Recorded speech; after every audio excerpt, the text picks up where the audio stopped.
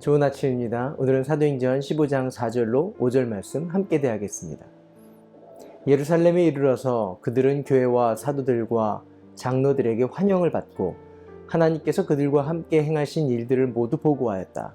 그런데 바리새파에 속하였다가 신도가 된 사람 몇이 일어나서 이방 사람들에게도 할례를 행하고 모세의 율법을 지키도록 명하여야 합니다 하고 말하였다.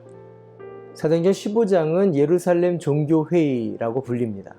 우리는 종교회의라는 말을 들으면 믿음에 무슨 회의가 필요한가 이렇게 생각합니다. 사실 다른 말을 쓰기 어려워서 종교회의라고 표현한 것이지 이것은 흔들리지 않는 신앙 고백을 세우는 일입니다.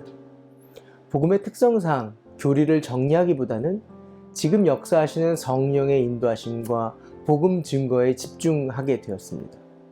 그러나 바울과 바나바가 복음을 증거하고 다닌 곳마다 이를 반대하는 이들이 이 구원의 근본을 흔드는 거짓된 가르침을 증거했고 이로 인해서 초대교회는 그때마다 치명적인 어려움을 당하게 됩니다. 그때마다 이 어려움을 겪고 나서 흔들리지 않는 신앙 고백을 세우므로 이단의 공격과 거짓된 가르침에서 복음을 지켜내고 교회를 지켜내기 위해 교회는 종교회의를 갖게 됩니다. 특별히 오늘 15장에서 그 첫 번째 종교회의가 되는 예루살렘 종교회의가 있게 됩니다. 발단은 스스로가 예수를 믿은 사람들이라고 말한 사람들이 안디옥 교회 사람들에게 가르침을 시작합니다.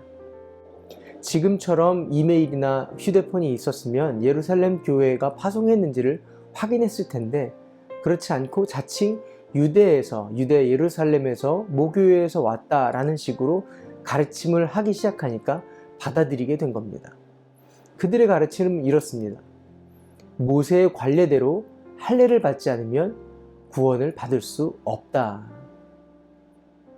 다시 말하면 예수도 믿어야 하고 율법도 지켜야 구원을 받을 수 있다라는 것입니다. 구원의 조건은 믿음만 될 수 없고 율법도 같이 있어야 한다라는 겁니다. 그래야 구원이 온전해진다라는 얘기죠. 그동안 바울과 바나바는 복음을 가르칠 때 구원은 오직 믿음으로 얻는다라고 했는데 율법도 지켜야 하고 할례도 받아야 한다라는 이 가르침을 들었을 때 안디옥 교회는 당혹스럽고 혼란에 빠지게 됩니다. 성경에는 적지 않은 충돌이 일어났고 논쟁이 시작되었다 이렇게 기록합니다. 더욱이 무시할 수 없는 예루살렘 모교회에서 보낸 사람들의 가르침이었기 때문에 결국 안디옥 교회는 바울과 바나바 그리고 몇몇 신도를 예루살렘으로 가서 확인하게 합니다.